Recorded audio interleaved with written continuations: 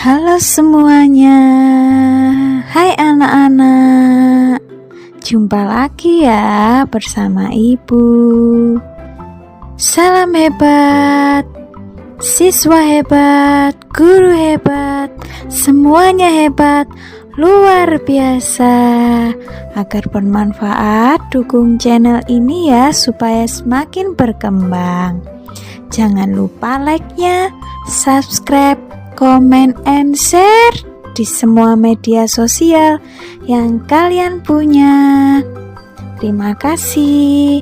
Enjoy my video. Selamat belajar ya. Tetap semangat. Mari kita berdoa. Tuhan Yesus, kami mau belajar, lindungi kami belajar. Berikan kami kepintaran, akal budi, dan kecerdasan. Terima kasih Tuhan Yesus, kami siap untuk memulai belajar hari ini. Di dalam nama Tuhan Yesus, haleluya, amin. Shalom, jumpa lagi di dalam pembelajaran pendidikan agama Kristen. Halo kelas 5, sudah siap belajar belum hari ini? Tetap semangat ya, jadi anak hebat, rajin, disiplin, dan luar biasa. Semangat pagi, salam hebat, siswa hebat, guru hebat, dan semuanya hebat, luar biasa. Dan yang luar biasa lagi siapa? Tuhan kita ya, Yesus Kristus. Oke, materi bab 9 ini agak berat ya, kelas 5. Roh Kudus penolongku. Nah, ini yang seringkali membuat kita bertanya-tanya, Bu, Roh Kudus itu yang gimana sih? Apa sih Roh Kudus itu? Emangnya seringkali ya yang membuat pertanyaan juga.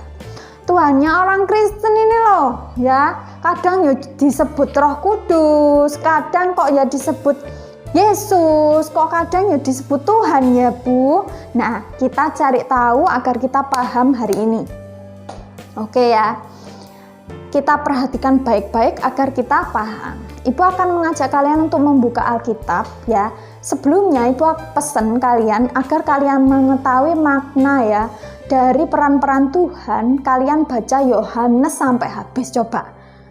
Bu, banyak Bu itu pasalnya Bu. Makanya toh ya, dibiasakan membaca Alkitab sejak kecil. Mumpung kalian masih kelas 5 loh. Ayo buka Alkitabmu, baca tuh Yohanes.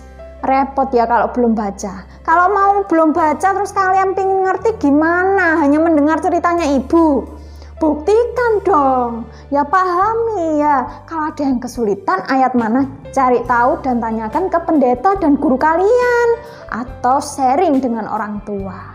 Kalau kalian tidak menemukan sendiri, mustahil ya kalian akan bisa bertumbuh dengan sangat kuat. Kalau hanya mendengar dari Ibu ya, paling berapa persen. Kalau kalian menemukan sendiri membaca, wah malah lebih dari 100%, Ibu yakin. Yuk kita buka dulu Alkitab kita agar kita tahu firman Tuhan ya. Ibu nggak asal-asal ngomong.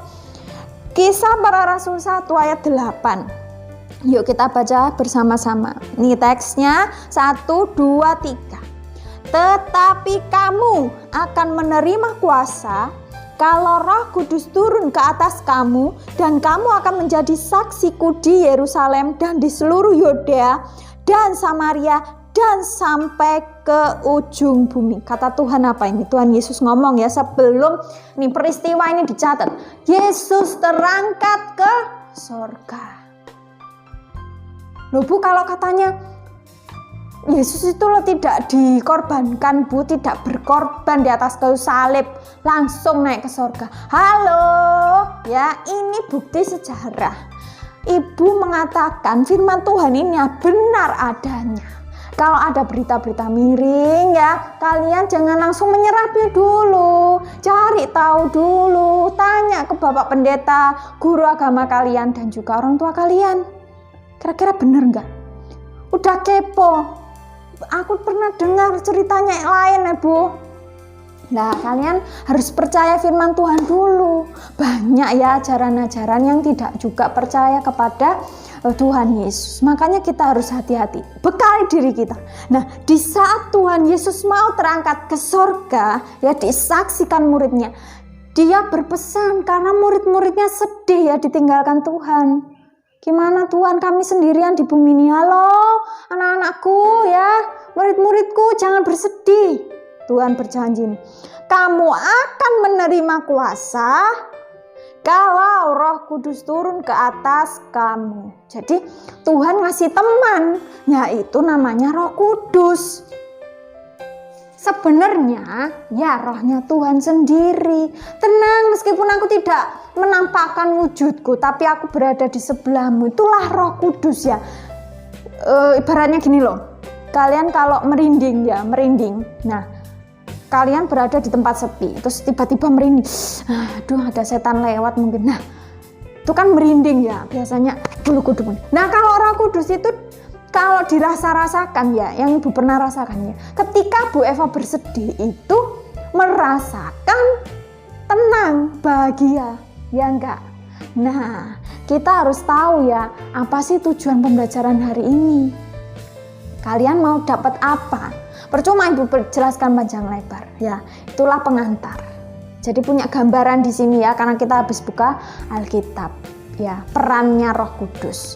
Nah, untuk yang pertama Ibu bacakan, kalian harus catat ya, kalian dapat menjelaskan kehadiran Roh Kudus itu kayak gimana. Ya, di pengantar tadi sudah kan ya.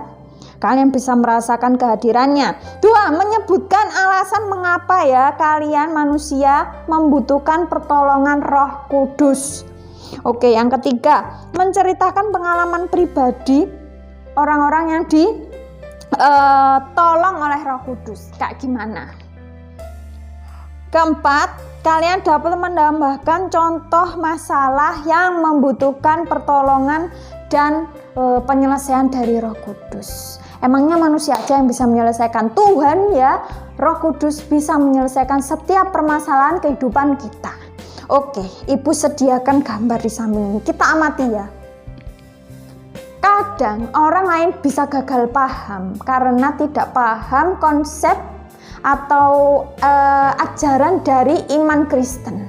Sebenarnya Tuhan kita itu bukan 3, tapi 1 ya, sebutannya saja ya, Allah Roh Kudus, Allah Bapa, Allah Anak ya. Itu padahal ya peran. Ibu kasih tahu kalian peran ya, peran itu kayak gimana Bu? Misalnya Bu Guru, perannya mengajarkan apa firman Tuhan kan, mengajak berdoa, menyuruh kalian baca Alkitab. Nah, perannya banyak. Nah, Tuhan sendiri juga punya peran. Bu, berarti Tuhan Yesus itu sudah ada sejak dulu ya? Ya iyalah. Coba belajar di kelas 1, siapa yang menciptakan? Ayo. Siapa? Tuhan Yesus. Jadi Tuhan Yesus itu Allah Bapa ini adalah Allah pencipta, Tuhan pencipta. Ya, menciptakan bumi kita ini. Jadi harus paham, oh perannya yaitu menciptakan. Yang kedua, karena manusia jatuh di dalam dosa, makanya kelas 5 ini dipahami ya, kita berurutan. Dosa, dampak dosa, mengapa, pengorbanannya, dan lain-lain. Kalian flashback materi kemarin. Nah, setelah kita berdosa kan mempunyai dampak tadi. Hubungan kita kan putus. Nah, karena putus Tuhan harus menyambung kembali. Nggak mungkin manusia menyambung ya. Akhirnya Tuhan bekerja, melakukan perannya. Aku harus nyelamatin manusia.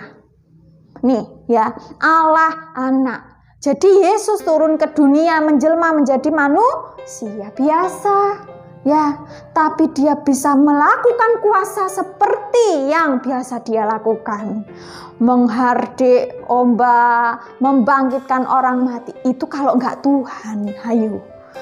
kita pikir dengan logika kita, mana mungkin manusia bisa membangkitkan orang mati kalau dia bukan Tuhan. Berarti Tuhan Yesus itu, iya betul, dia tuh nyamar. Paham gak sih? Kalau Tuhan kira-kira nyamar jadi panda, orang-orang takut gak? Misalnya nyamar jadi serigala, jadi-jadian gimana? Takut gak? Makanya ya Tuhan memilih untuk menyamar jadi manusia. Halo, repot ya kalau kayak gini ya. Iya ya Bu, Tuhan harus nyamar dulu. Iya, nyamarnya jadi apa? Manusia. Kalau nggak jadi manusia, kita nggak bakal tahu Tuhan itu kayak gimana, kasihnya tuh kayak gimana. Nah, dia menjelma menjadi manusia dan berkorban, menyatukan hubungan kita yang rusak. Itu perannya apa? Menjadi penyelamat. Nah, dan yang ketiga, ketika Tuhan Yesus sudah berada di surga sana, dia tidak akan meninggalkan kita sendirian. Bahkan Tuhan berpesan, aku akan mengaruniakan Roh Kudus, yaitu Roh Tuhan sendiri untuk menjagai kalian. Makanya Bu Eva nggak pernah ya takut, gelisah, ya pernah sedih ya. Tapi tiba-tiba ibu dihibur ya sama Tuhan. Seperti tiba-tiba ketika ibu berdoa tuh bahagia. Nah, itulah peran ya. 3 pribadi memang, yaitu perannya berbeda. Sudah paham di sini belum? Roh Kudus itu gimana? Roh penghibur, roh yang menguatkan, memilih jalan mana yang baik dan benar, yaitu rohnya Tuhan sendiri. Mana ada roh iblis membimbing kita ke jalan kebenaran? Nggak ada ya, malah kesesatan iya. Nah, disitulah yang harus kalian pahami ya. Bu, apa saja Bu peran Roh Kudus selain tadi mengingatkan kita? Kalian bisa sebutkan contoh ya pengalaman kalian ketika dilindungi dari Roh Kudus. Nah, kadang ibu diingatkan, minggir, di sini ada bahaya. Ibu pernah merasakan itu ya? Ketika ibu keluar nyopir ya, pakai motor, nah, tiba-tiba dari sana itu beneran ada motor yang balapnya nggak karu-karuan. Ibu itu kayak ditepuk ya, disuruh minggir langsung set gini, nggak ada angin, nggak ada hujan ya ibu minggir. Ternyata dari sana ada motor. Ya Tuhan, berarti kan Tuhan menjagai kita toh. Oh Eva kamu harus minggir biar kamu nggak kena tabrak orang itu tadi. Nah seperti itu ya, itu sepele. Kalian bisa sebutkan yang lain. Jangan takut lagi mengandalkan kekuatan Roh Kudus. Karena apa? Yaitu rohnya Tuhan sendiri. Panggil, karena Roh Kudus akan memberikan kita penerangan. Seperti itu ya. Baik suka, duka maupun apapun ya, kalian harus tetap bersuka cita karena Roh Kudus menjagai kalian. Yang masih takut-takutan jangan. Minta selalu agar Roh Kudus bisa hadir di dalam kehidupan kalian ya. Caranya baca Alkitab, berdoa, memuji Tuhan, seperti itu. Oh jadi mengundang Roh Kudus ya gitu ya Bu? Iya, mengundang rohnya Tuhan itu ya seperti itu ya. Sudah ya, paham ya? Tuhan kita berapa? Halo? 1. Roh Kudus siapa? Roh penghibur, rohnya Tuhan yang menjagai kita dimanapun kita berada. Oke, sampai di sini dulu ya materi hari ini. Semoga materi hari ini bermanfaat dan jangan lupa dukung channel ini supaya semakin berkembang dengan cara like, subscribe, dan komen. Oke, untuk link tugas ada di kolom deskripsi. Oke, sampai jumpa ya di pembelajaran berikutnya. Shalom, selamat beraktivitas. Pembelajaran telah usai. Anak-anak, mari kita akhiri pembelajaran hari ini dengan berdoa. Oke, lipat tangannya dan tutup mata kalian. Mari kita berdoa.